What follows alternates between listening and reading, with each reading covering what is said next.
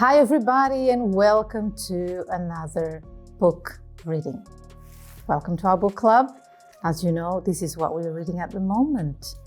Right, today we're going to talk about confidence. Are you ready for this? Some of these secrets, it's secret number 6 by the way, some of these secrets may, how can I put it, may be difficult for you to not acknowledge, but for you to realize, oh, maybe I have this problem. But the sooner you realize that you have this problem or that problem, the sooner you can resolve your problem. So sometimes we go through life thinking that we're doing well, but then we wonder why? Why can't I keep a friendship? Why? What's wrong with me? What's wrong? And maybe there's nothing major wrong with you or with me, but sometimes we can educate ourselves. Through educating ourselves, we can change things about ourselves, which means we can improve ourselves. And we can be better friends, a better partner, and so on and so forth. So today's topic is one that maybe some will say, oh, this is a tough pill to swallow. But maybe this will heal you, okay? So let's get into this, into today's secret. I'm going to read a little bit.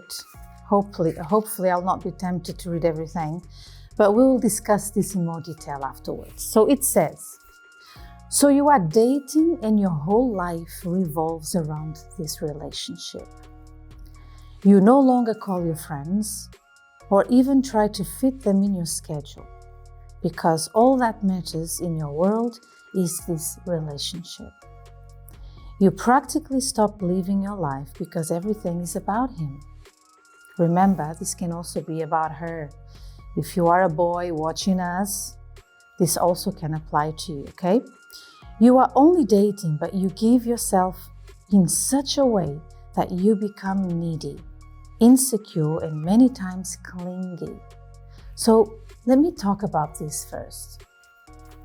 When you find your other half, or when you think you found your other half, okay, you are in love and everything is very new, and you want to please the person. You want to go out, you want to share moments together. This is all very good.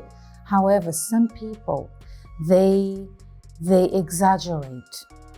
They ignore their family. They stop spending time with their family.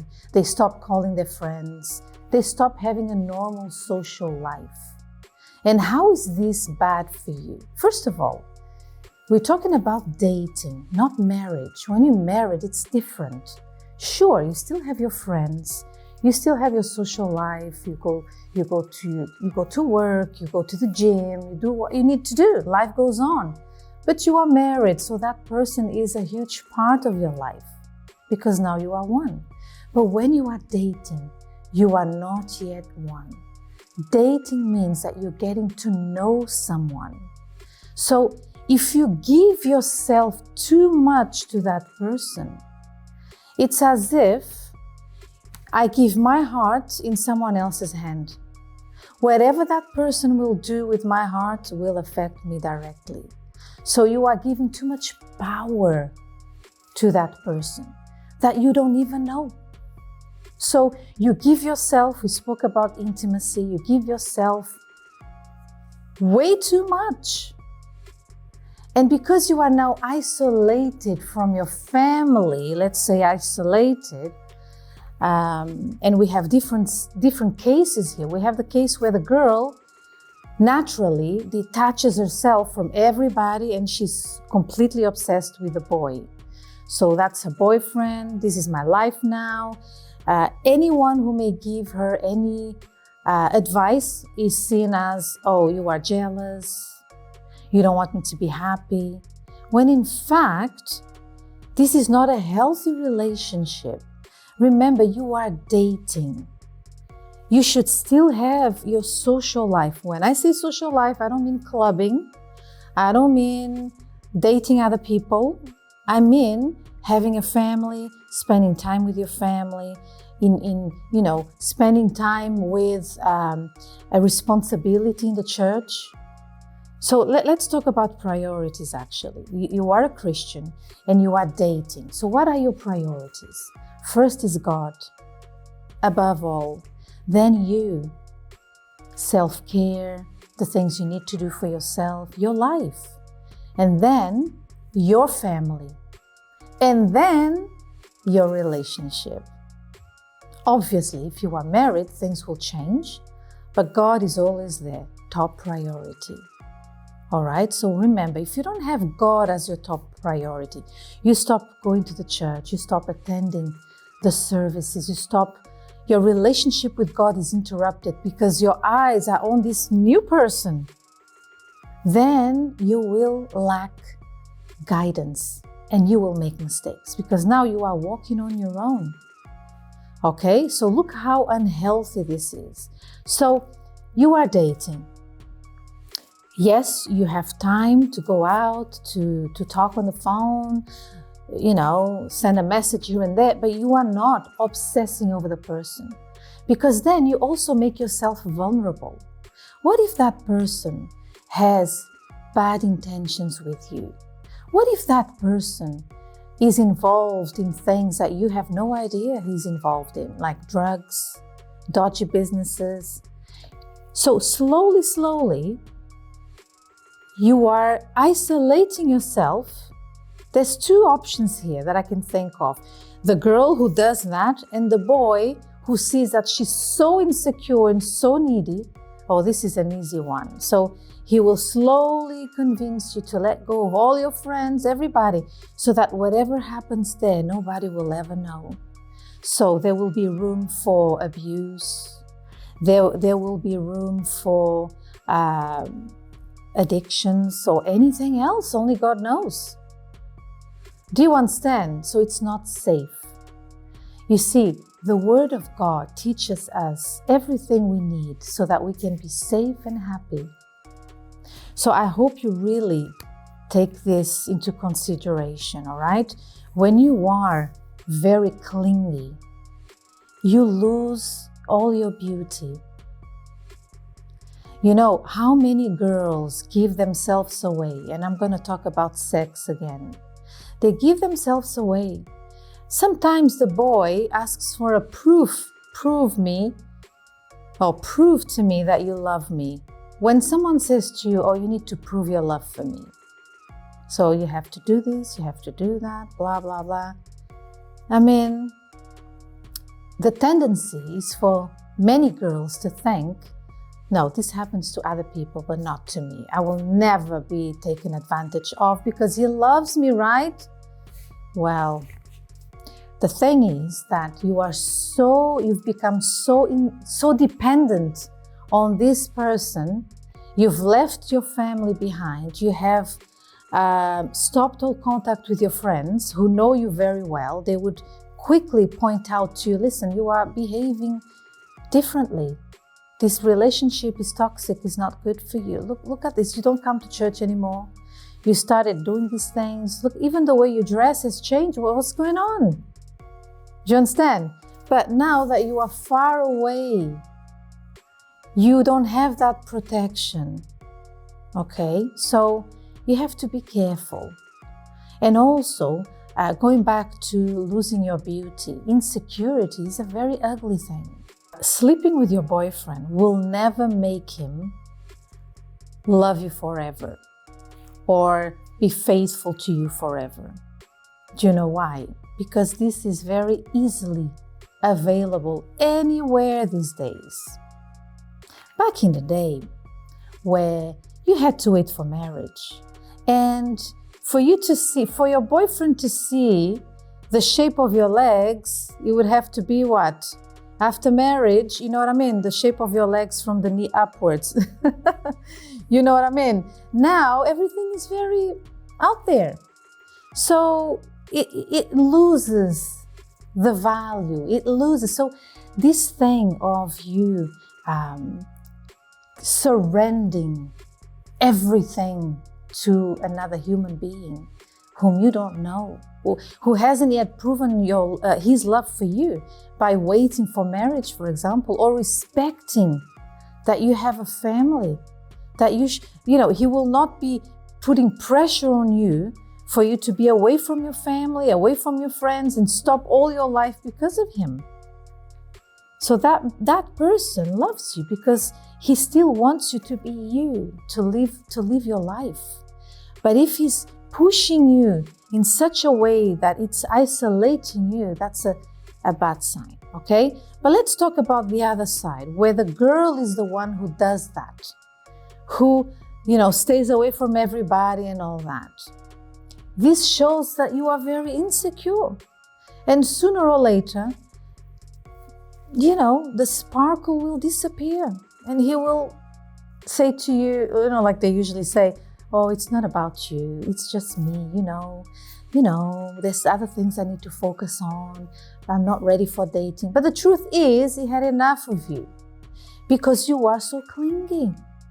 And I know this is very difficult to hear. I know that you may not like me that much right now, but I'm here to help you. This book reading is really meant to help you, to open your eyes, coming from an older person here who's been through your age. All right? So be careful with this. And I don't know if you have noticed before, maybe you are having a coffee somewhere and you notice couples, right? And you're like, oh, she's so beautiful. But then you look at the boy, he's so ugly. Like, oh, what did she see in him, right? Do you know what she saw in him? Confidence. Someone who is confident. A person who is confident has many qualities. She's independent. She knows what she wants. Her life doesn't revolve around the other person. So the person is interesting. She's not a yes person. She is someone who always has something, she brings something to the table. She's not someone with no personality. So all this translates into what? Confidence. Okay? So sometimes it's the confidence. Not sometimes. In my case, I remember when I was dating, my husband always talks about this at the love therapy. When we had our first date, it was a disaster. In a sense, he himself knows that and he talks about it. He came to our first date. Mind you, he came from abroad to meet me back home. So you should make an effort, right? No, he was wearing these old trainers, this football jersey, and these very, those very pale jeans, like you've washed them 1,000 times. But you know something? I loved him for his confidence. I tell you, my husband is the most confident person I've ever met while I'm alive. And that's what got me. He's so confident, and it showed, his... Do you understand? So sometimes, most times, it's not what you do, what you wear, what you say. It's who you are as a person. He came to our first date thinking, well, she has to like me, not what I'm wearing. She has to like my personality. And afterwards, we went to have our first meal at KFC. So guess what? Eat with your hands. And I was like, what's going on here? I don't eat with my hands. So this guy is very confident.